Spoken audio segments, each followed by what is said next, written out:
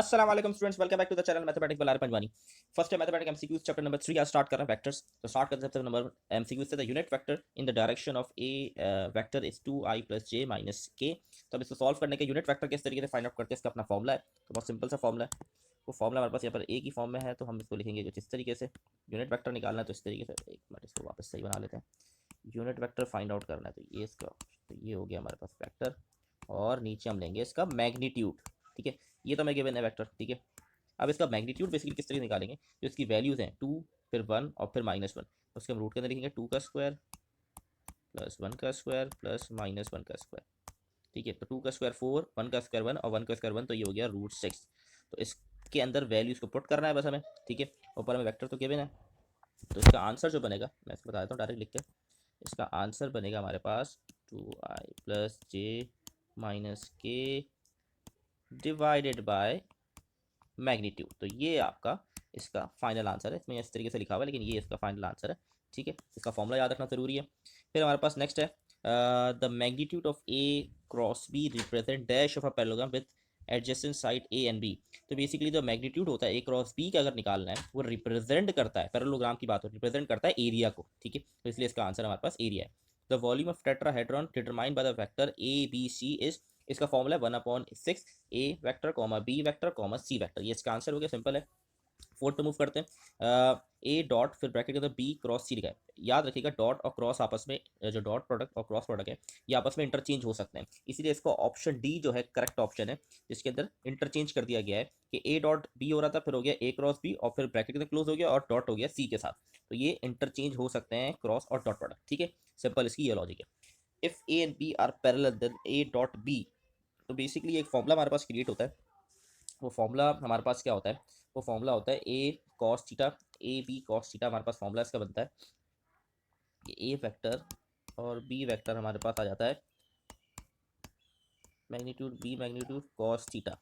ठीक है, यहाँ पे हम जो कॉस को लेते हैं वो 0 ले लेंगे।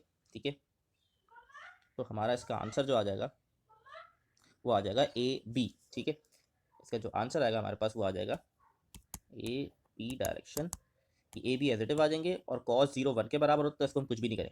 तो इसका जो आंसर है वो ए बी है, यहाँ पर गलत ऑप्शन है।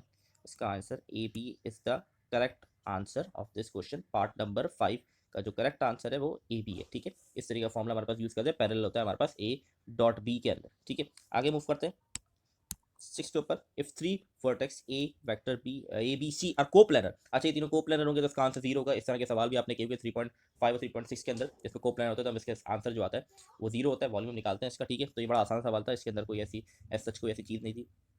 डायरेक्शन ऑफ कोसाइन किस तरीके से निकालना है हमें, तो इसका हमारे पास फॉर्मूला बनता है, कहाँ गया, cos alpha x upon gamma cos theta y upon gamma cos z upon. तो बेसिकली जो डिनोमीटर में इसकी वैल्यू निकालने के लिए सिंपल हमें क्या करना पड़ता है, इसकी जो वैल्यूज है आई जे के की, उसको ऐड ऑन करके रूट के अंदर लिख देना है। तो तीनों की वैल्यूज हमारे पास क्या है, तीनों की वैल्यूज 1 1 1 है, और स्क्वायर लगाना है जैसे हम मैग्नीट्यूड निकालते हैं उसी तरीके से। ठीक है, तो ये हमारे पास √3 आ गया। तो अब आंसर हमारे पास क्या आएगा, एक्स की वैल्यू क्या है, मतलब आई के साथ क्या लिखा है 1, तो इसलिए 1/3। फिर हमारे पास क्या है वाई अपॉन, तो नीचे हमारे पास √3 आ गया। ऊपर क्या आएगा हमारे पास, जे के साथ क्या 1, तो 1 आ गया। फिर जेड के साथ क्या माइनस, इसलिए -1/√3 इसका आंसर हो गया। तो ये इसका option number D is the correct option. ठीक है, अच्छा जी, आगे मूव करते हैं। इसको क्लीन कर देते हैं हम, क्या हो गया इसका। अच्छा जी, तो ये हमारे पास 8 वाला डन हो गया, सॉरी 7th वाला। 8 पे मूव करते हैं। A cross B is dash to the plane a and B.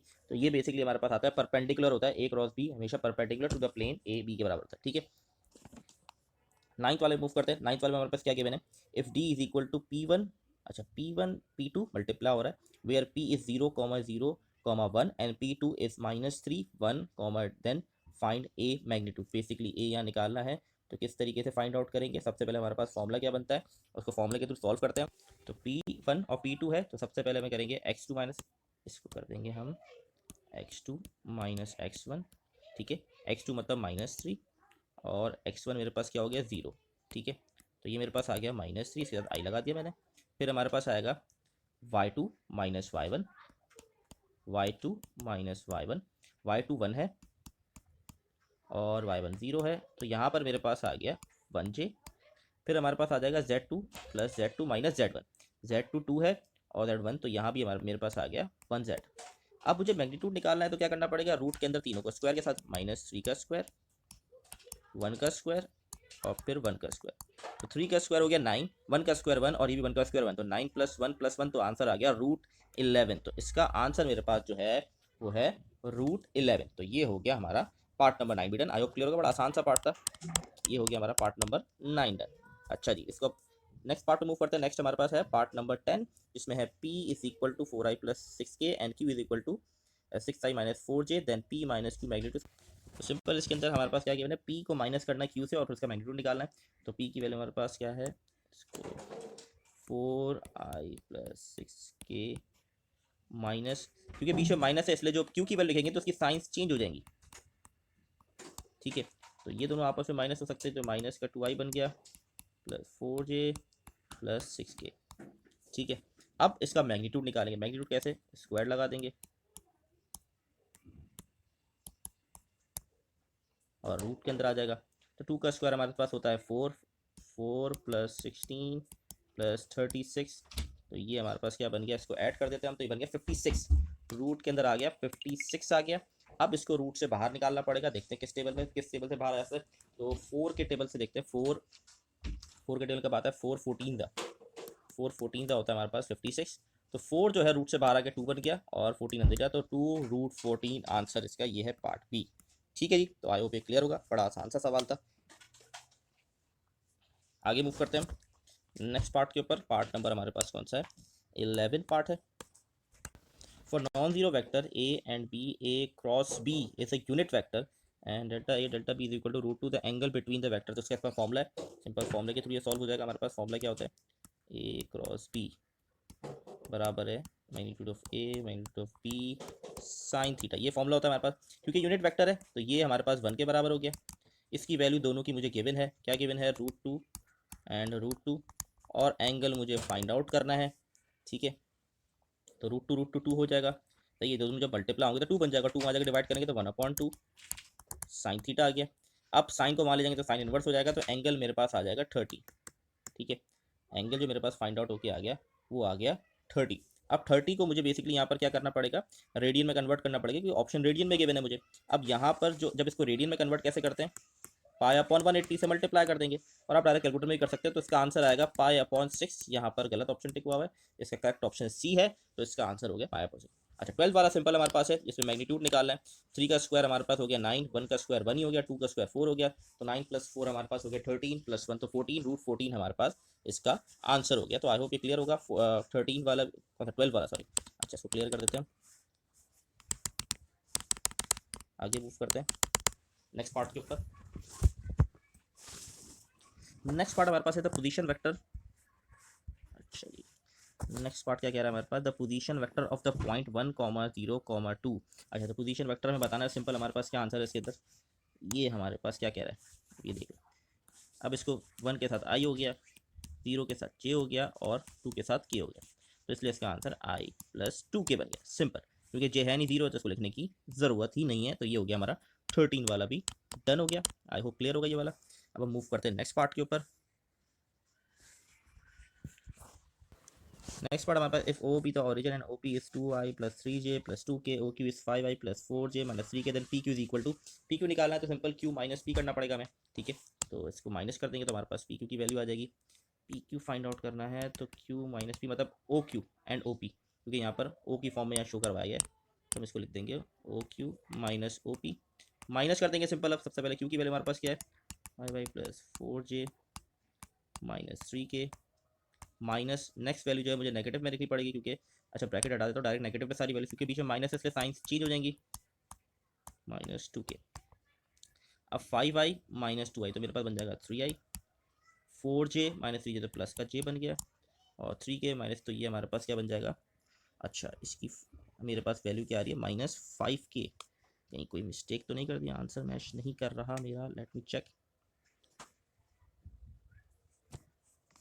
Answer यहाँ पर मेरे पास 5 आ रहा है, लेट मी चेक, इसमें कोई मिस्टेक तो नहीं हो गई। आई थिंक शायद कोई मिस्टेक हुई है जिसकी वजह से आंसर मेरा मैच नहीं कर रहा है। मैं इसको बुक में एक बार गो थ्रू कर लेता हूँ। तो यहाँ पर बुक के अंदर यहाँ पर लिखा हुआ है -4k, जिसकी वजह से मेरा आंसर मैच नहीं कर रहा। तो यहाँ पर हो जाएगा प्लस का 4k, तो आंसर मेरे पास आ जाएगा +k। तो इसका आंसर बिल्कुल सी इज़ द करेक्ट आंसर। यहाँ बुक मैंने गलत कॉपी किया हुआ जिसकी वजह से इसका आंसर गलत शो कर रहा था। तो आई होप क्लियर होगा, मेन कॉन्सेप्ट समझना जरूरी है। तो ये हो गया हमारा 14 वाला भी डन। नेक्स्ट पे मूव करते हैं हम लोग 15 पार्ट पे। 15 वाले पे के क्रॉस जे। अब ये क्रॉस जे लिखा हुआ है, ठीक है, इसीलिए इसका आंसर हमारे पास जो है माइनस आया है। अगर यहाँ लिखा होता जे क्रॉस के तो हमारे पास आंसर होता आई पॉजिटिव में, ठीक है, क्योंकि रिवर्स जाना पड़ेगा, इसीलिए आई तक पहुंचे रिवर्स मूव करना पड़ेगा, जिसकी वजह से यहाँ पे हमने -i लिखा है। 16 पे मूव करते हैं। देखिए हमारे पास कह रहा है ए cross B is equal to A dot B magnitude. तो इसके सिंपल हमारे पास फॉर्मूला ऊपर सवाल यूज़ कर चुके हैं, इस तरीके के फॉर्मूला यूज़ कर चुके हैं। तो सिंपल हमारे पास इसका फॉर्मूला हमारे पास बनता है ए मैग्नीट्यूड बी साइन थीटा, और ए डॉट बी का हमारे पास होता है इसी तरीके से a b and cos theta. अब ए बी तो दोनों तरफ से कट जाएंगे, तो बचा कि हमारे पास sine theta equal to cos theta. अब हमें देखना है ये दोनों कब बराबर होते हैं। तो साइन 45 और कॉस 45 की वैल्यू बराबर होती है, तभी साइन और कॉस दोनों इक्वल होते हैं, ठीक है। साइन 45 और कॉस 45 ये दो एंगल होते हैं जिस पे दोनों की वैल्यू सेम होती है। अब यहाँ 45 को मुझे कन्वर्ट करना पड़ेगा रेडियन में, क्योंकि मेरे पास ऑप्शन नहीं है यहाँ पर, ठीक है। तो इसका आंसर बन जाएगा, जब कटिंग होगी तो इसका आंसर आ जाएगा π/4, ठीक है। क्लियर है, आई होप क्लियर होगा, बड़ा आसान सा सवाल था।